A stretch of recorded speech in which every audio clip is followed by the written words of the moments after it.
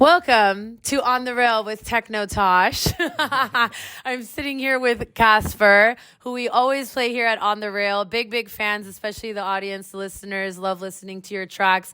I know that you just released one just a week ago, and the EP, you had 2 song releases. We're very excited to have you on the show because I feel like it's been a long time coming. We always talk about you. We talk about collabs that you've done. We've had Aki on. You did a collab with him, or a couple collabs with him before, just representing techno music that we love so much at On the Rail. We just want to kind of just get to know you, really. Is there any important causes that you think that are happening in the techno scene, or any problems that you might be seeing really from the industry side? Because we want to get a little bit behind the scenes of what it's like to be somebody like you in the industry. First of all, thanks for having me.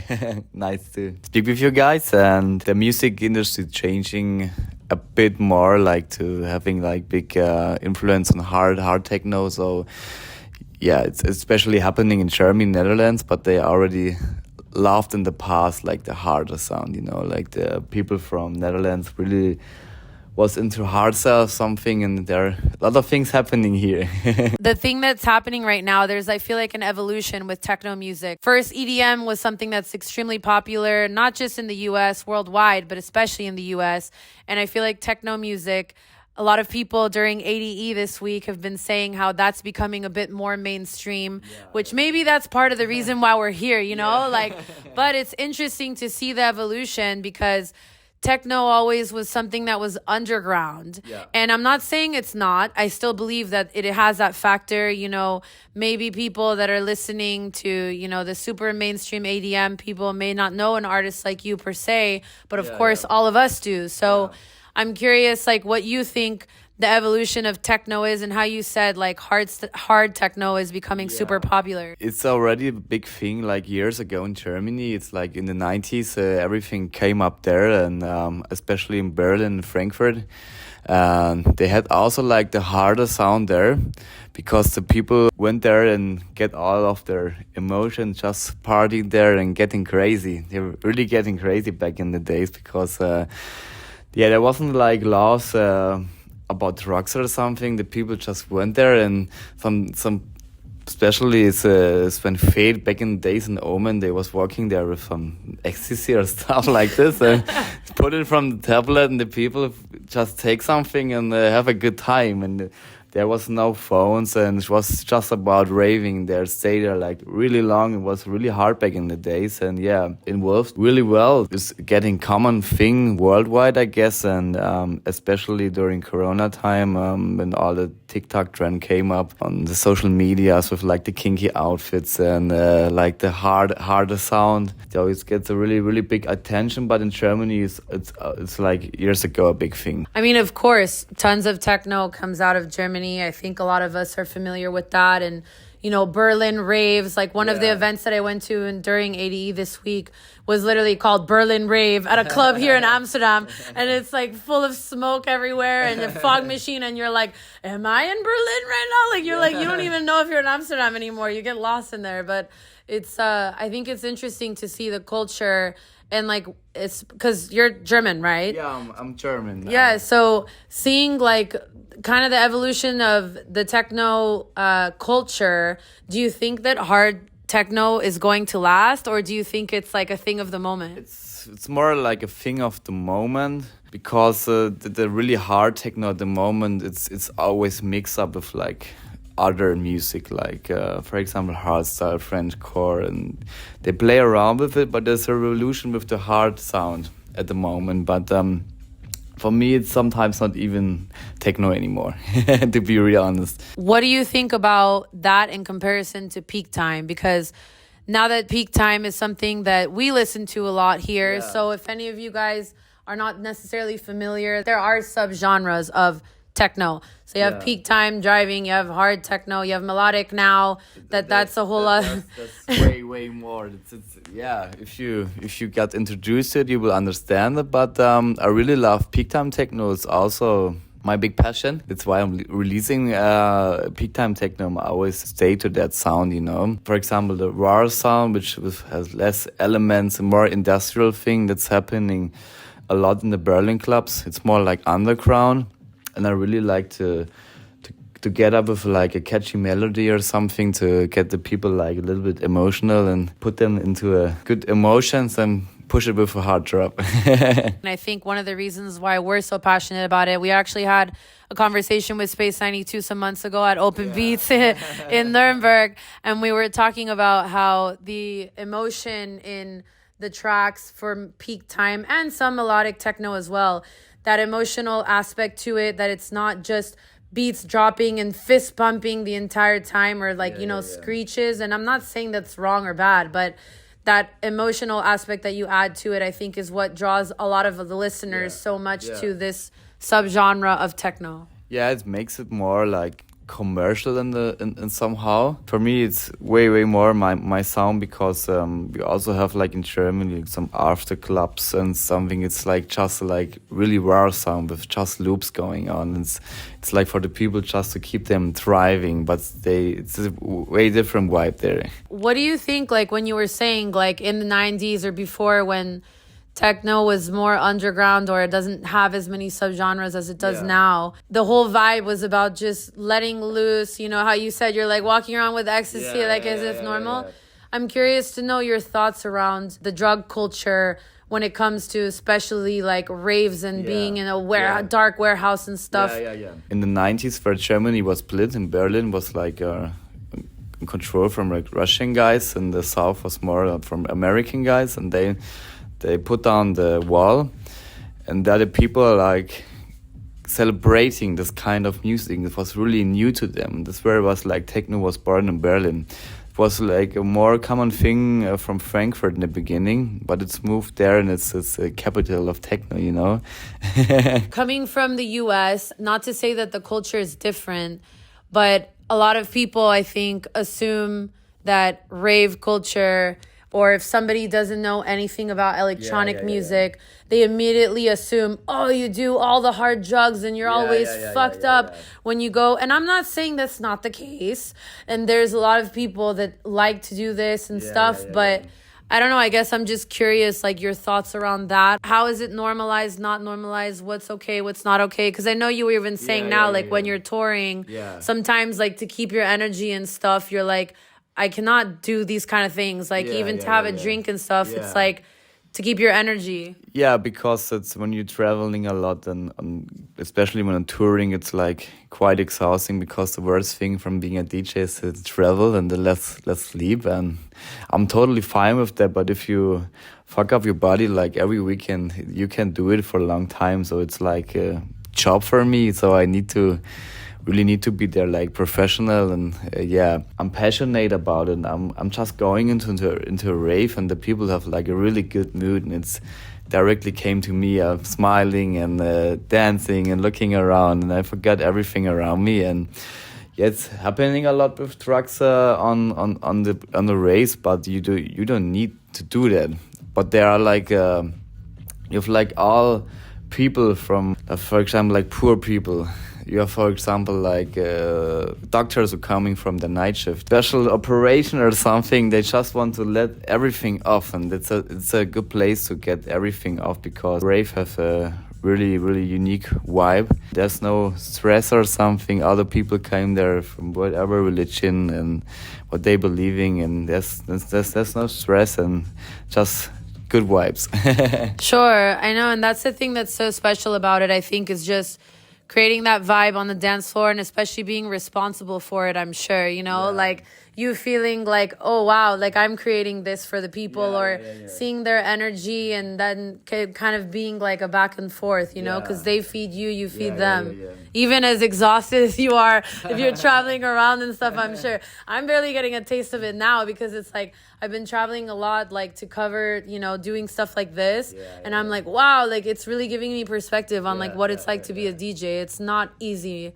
No, the people only see you like playing there for like 1-2 hours, and I think that's it. But it's way more. It's like nowadays you need most of the DJs do their own production and working their ass off in the studio and collecting new music and checking demos, and then there's a traveling part, and it's like you're preparing your set for like special parties because it's not always the same. Sometimes I'm starting like just with one track and then see up to the why what's happening. But sometimes you play like only 1 or 1.5 hour, and it's like hard to get all your tracks inside and mix it properly, so you need a little thinking twice of it. Well, when you say that though, like, do you actually prefer to play a longer set or a shorter one? Definitely longer one. To be honest, I really like to play all night long because you start with the people, you connecting with them, you build up the night. And you also was asking what's not so good at the moment in the scene. And for me, it's like nowadays a DJ don't know how to warm up pretty good, because you came somehow in the club and it's like already banging and super loud, and it's hard to get the night started, you know. And back in the days it was typical to start slow and building everything up. Yeah, and that's something that I experienced here as well, because again, I went to a couple of the techno parties, and I was telling you earlier, I went to what quote unquote Berlin rave it was called, and then the other one was Techno Without Borders. And it was interesting to see like the way that they structured the lineup as well, because I think they did a pretty good job, like kind of relating to what you said, where they built it up and then they went really hard at the end with the last artist of the show at like 8 to 9 a.m. Yeah. Besides, obviously, so asking you about how long you like to go with a set, because I'm curious, I'm sure for everybody it's different, you know. What is it like to like plan a set? Like, I know, of course, for every single venue, I'm sure, you know, you might have a different structure or something. Yeah. What is your process? If you're going to perform here, you're like, oh, I can just wing it. Like, can you ever just show up and just go for it? Or you always plan? Yeah, I always can be like free and start spontaneously. It's no problem. I really like that too, because you really get that vibe. But the thing is, producing a lot of music, and I really like to play my own music. So the people are also expecting me somehow to play like some hits, you know. And also the promoters, when they book me, it's hard when you're only playing like 1 hour. It's like 12 transitions or something. It's like really quick, and so I think I'm good with 2 hours. So but everything above it, you can also. I'm adding like way other DJs and producers in my sets and building it up, you know. Sure. And do you ever get like sick of playing your own tracks? Yeah. you know, the thing is, you hear it like in the studio thousands of times. So I'm also recently start changing my sound a little bit more techno-y, a little bit faster. I'm stopped to playing a little like the really old records, but it's a dream for me to play like 2-3 hours just with my own music and can guide the people to the night, getting them emotional, like getting in trance, and all these parts are happening during a set, because it's a thing in hard techno. What I see, it's like really similar, and sometimes you not even notice that there was a DJ change. And I think for me it's really important to get the people like up and down and going through the night with them.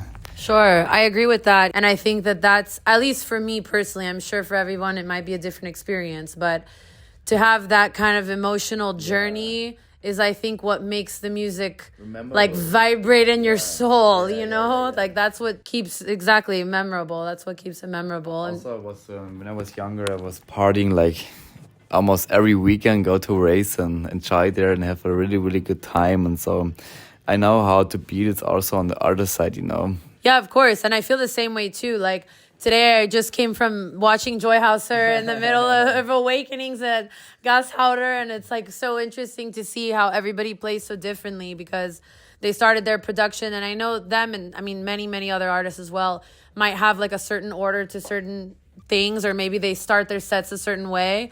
So it's interesting to see like the contrast. Some people might have it super planned, some people might be completely spontaneous. And depending on the setting as well, I'm sure. For me, it's also like when I'm playing, I'm also playing like a little more techno-y stuff, because you get the people they're like more in trance, because you're playing like every second or 3 track with a big break, and it stops the people from dancing, you know. It takes the energy out of it. Yeah, it's quite different. But the people who are not into techno really, they don't get these things, but they need to be on a rave, on a really good sound system, and just letting them go and just keep dancing. That's about it. Sure, of course. That's the best part, and it's the best feeling too. I think it's very cool that you said that you really enjoy playing all your own tracks. Like if you can put a whole set together where it's just your music production, I think that's cool, and it gives me perspective actually, because I don't consider myself like a tradition, like I'm a DJ in the sense that I play music and talk about it, but I don't produce, I don't mix. Maybe one day, who knows? You know, I will practice. But I've practiced mixing like a couple times, and I actually did it on my show a couple times. And even just doing those 2 times that I did it, it's like it gave me so much more perspective from what it is to be on your side. And especially like I really enjoy playing other people's music. So it's cool to hear like that you want to play just your own, or you're like you have the pride in yourself of like what you want to mix. The thing is, nowadays it's like super easy to get to be like a DJ, because you have like all the tutorials, you have like a sync button. You don't need to learn it the hard way. I didn't use the sync button, by the way. I mean, I'm don't say, hey, don't use it because it's technology. And back in the days, the older guys said, you need to learn it the hard way, the vinyl. And I think you need to go with the technology. It's helpful. But yeah, I learned it like in the old way, and I'm really happy about that. It was like just listening to the music, and there was not saying you're in the right key or something. Everything on ear, you know. You need to hear, okay, can this match or maybe not? And this also, it's for me, it's like good DJ. It's not only the technical thing, because it's pretty easy to learn if you want to. It's more like how you play the music. When it's the right time. For example, like a track which is really pushing or like more emotional, because you need to interact with the crowd and reading them. It's also like a little job to get them there, you know. Sometimes they're already over it, so you need to rethink your set. Sometimes I'm planning maybe something, but I took it another wrong turn, because I'm feeling the people don't need that right now, they need something else. It's easy to play everything prepared and do that stuff, but I'm also not complaining about DJs who playing like prepared sets. When you're playing like a big festival or something, everything is on time code. Everything needs to be prepared, because there's like firework or maybe some visuals going on. That's fine too, so I don't blame them. Whether you support this or not, there was a tweet by Dead Mouse who's very opinionated, and he was saying how is it possible that you guys expect that we don't have it completely like preset and everything for a festival, you know? And I'm like, yes, thank you for giving us a perspective, you know? We can't be so freaking hard on them. I mean, they're working their asses off just to even get to that point, you know? So, and of course, for us to enjoy it, for it to make sense, everything's being recorded, like it's so much pressure, you know? But just to finish off the interview, is there anything that you want to maybe introduce us to? I know that you just released an EP, but do you have anything upcoming or anything that you want to tell us and share? So I'm basically just released my latest EP on Terminal M, and already signed 3 new tracks for next year, so there's definitely something coming. Also, I have like a new track on the VA. It's coming, I don't know when, but there's coming new music on Terminal M. Also, have a new track on ALAULA. It's like with some catchy vocals. It's like a little follow-up from Let's Be Free.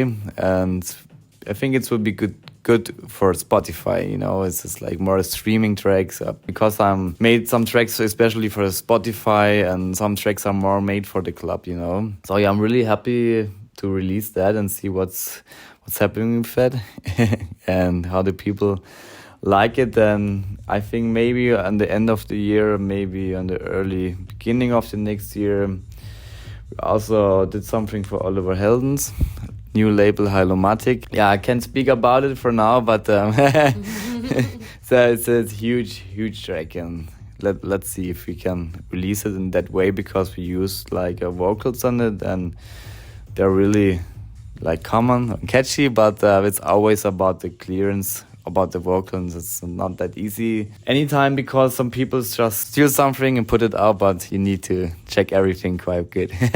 Well, awesome. Thank you so much for sharing all that with us.